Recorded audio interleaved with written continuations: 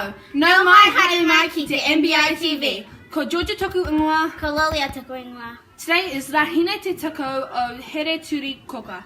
Here are your notices for today. Mrs. Robinson, leaders and programs. Can the school and mini school leaders please return their notices to be at school this Thursday evening for the open night? To Mrs. Robinson. Aspire today, Block 1, boys, straight after the news, and Block 2, girls, in room 46, DBT, GPS.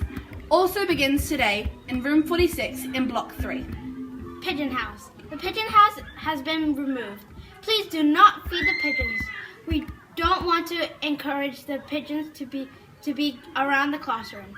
If you see anyone feeding the pigeons, please remind them respectfully not to.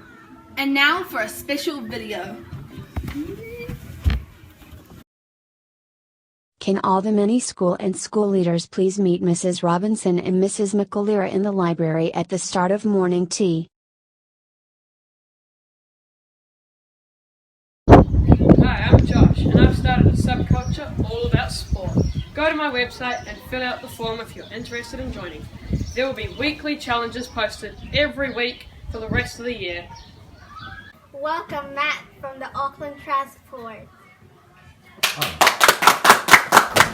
Thanks, Zoe. I appreciate that.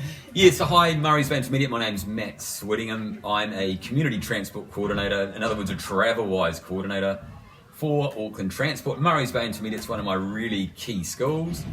And my job is basically, it's got to be safe, but getting more kids travelling actively to school, to and from school. That includes walking, cycling, scootering, and actually included in that is taking the bus. Why do you think parents drop their kids at school every morning?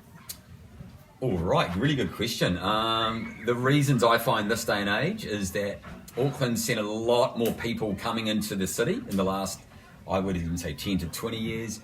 So as well, it's a really good question. Yeah, so parents are often busy. What I mean by that, often this day and age, mum and dad or your caregivers are often both working.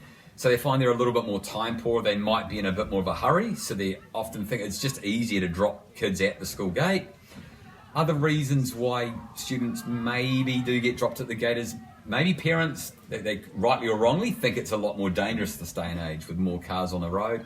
So they'd rather see their child to school safely, as opposed to sort of wondering, oh, are they going to get to school all right, and that sort of thing, because maybe they think the driving's a bit dangerous. That's probably the two main reasons, I'd say. How can we change this? So how can we change it? Yeah, really good question, Lily.